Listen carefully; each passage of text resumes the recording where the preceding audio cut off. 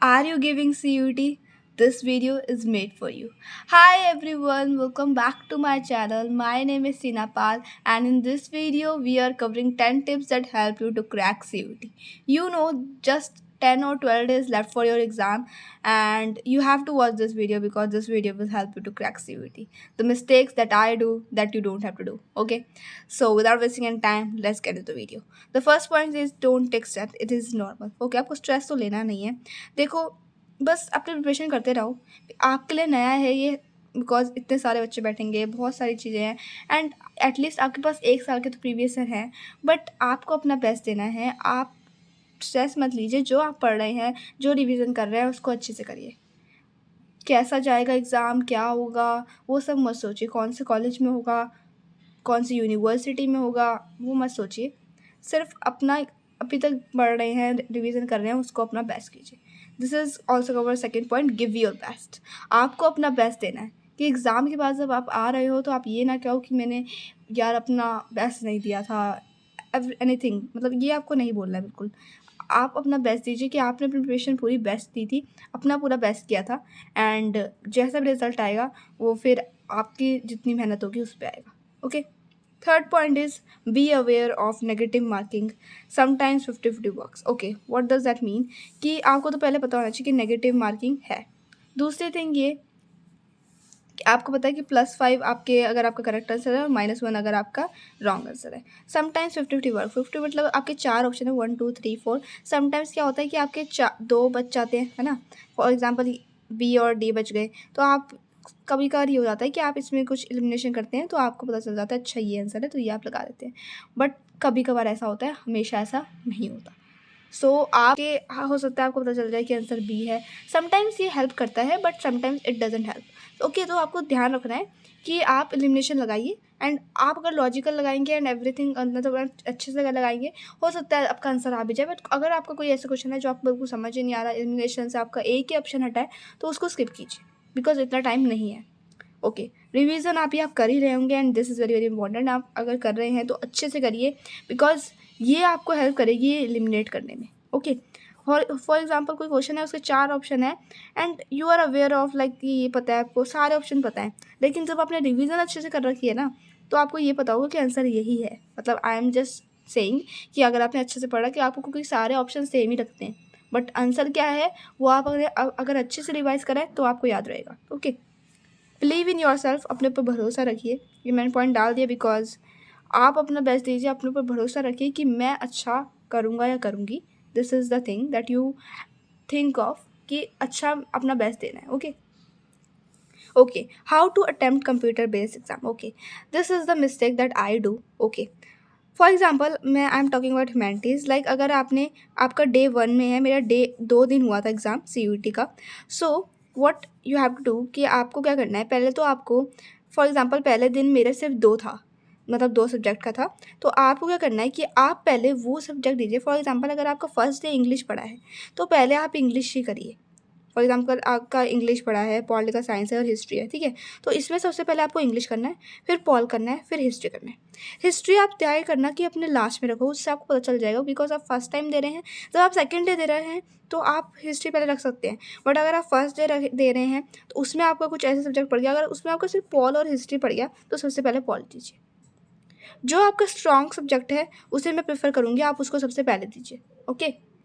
Okay, जो आपका strong subject है, अगर आपका स्ट्रॉन्ग पॉल है तो पॉल दीजिए, हिस्ट्री है तो हिस्ट्री. पर मैं यही कहूँगी, आपका हिस्ट्री स्ट्रॉन्ग भी है तो आप उसे नीचे ही करिए, बिकॉज आप नीचे ही अगर डे 2 में तो आप ऊपर दे सकते हैं. But why I am saying this, मैं इसलिए कह रही हूँ बिकॉज आप एकदम से जब खोलेंगे तो वो, आप फर्स्ट टाइम ऐसे कंप्यूटर दे रहे हैं, अगर आपने पहले दे रखे हैं तो आई एम नॉट, मतलब मैं उसकी बात कर रही हूँ जिसने कभी दे ही नहीं रखे कंप्यूटर, लाइक मी.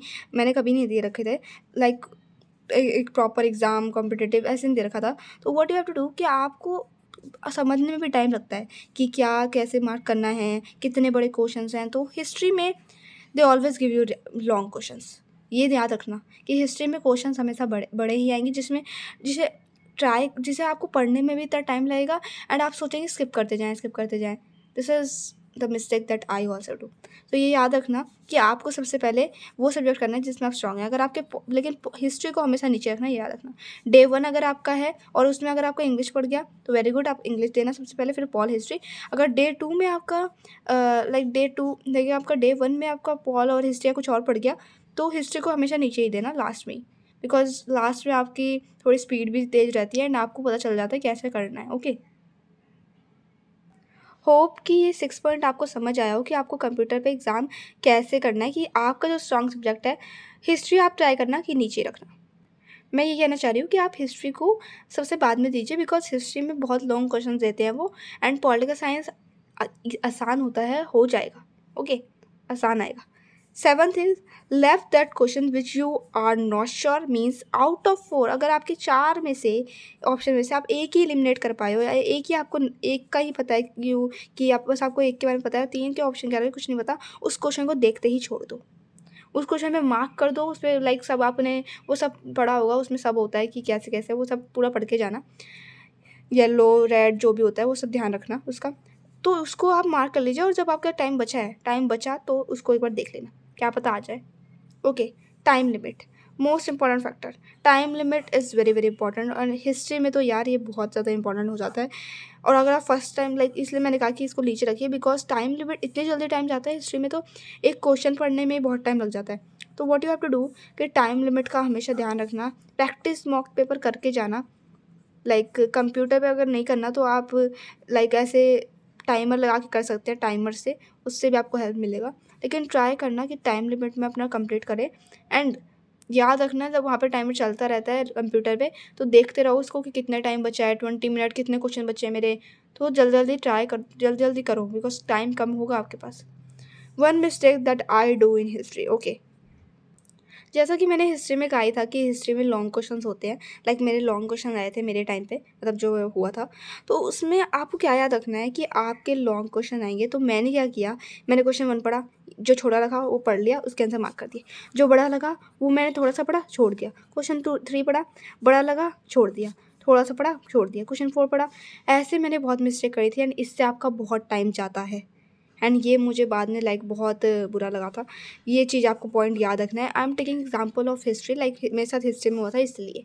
तो इसका मतलब ये नहीं है कि ये आपके साथ किसी भी एग्जाम में हो सकता है, लाइक पॉल में भी हो सकता है। तो ये चीज़ याद रखनी है, अगर बड़ा क्वेश्चन है तो इसका मतलब ये नहीं है आपको उसे पढ़ना नहीं है, यू हैव टू रीड। आप क्या करते हैं, एक थोड़ा सा पढ़ते हैं ये तो बड़ा है, दूसरा पढ़ते हैं ये बड़ा है, डोंट डू दैट, ठीक है। ये मिस्टेक याद रखना और अपने CUET में मत करना। 10th point which is very very important, don't be over confident. Political science में पेपर एग्जाम आता है तो उसमें कॉन्फिडेंस, ओवर कॉन्फिडेंट मत हो जाना। कॉन्फिडेंस रखना लेकिन ओवर कॉन्फिडेंट मत होना कि वाओ मेरे को सब आता है एंड एवरीथिंग, एंड पहले ही इतना खुश हो रहे हो। आराम से पेपर करो। स्टार्ट एग्जाम विथ पॉजिटिविटी कि मैं अपना बेस्ट करूँगा या करूँगी। फर्स्ट क्वेश्चन हो सकता है आपका डिफिकल्ट हो, लेकिन आपको और क्वेश्चन को आपके हो सकते हैं आपको बहुत आसान लगे। फर्स्ट क्वेश्चन हो सकता है आपको डिफिकल्ट लगे, लेकिन और क्वेश्चन आपको हो सकता है, और क्वेश्चन हो सकता है क्या हो और क्वेश्चंस आसान ही होंगे। फर्स्ट क्वेश्चन वो थोड़ा डिफिकल्ट बनाते ही हैं। So I hope this video will help you, this tips 10 tips that help you in to crack CUET। And मुझे ऐसा लगता है कि अगर आपने इन टिप्स को ध्यान से सुना हो एंड मेरी मिस्टेक्स को देखा हो तो वो आप मिस्टेक बिल्कुल भी नहीं करेंगे।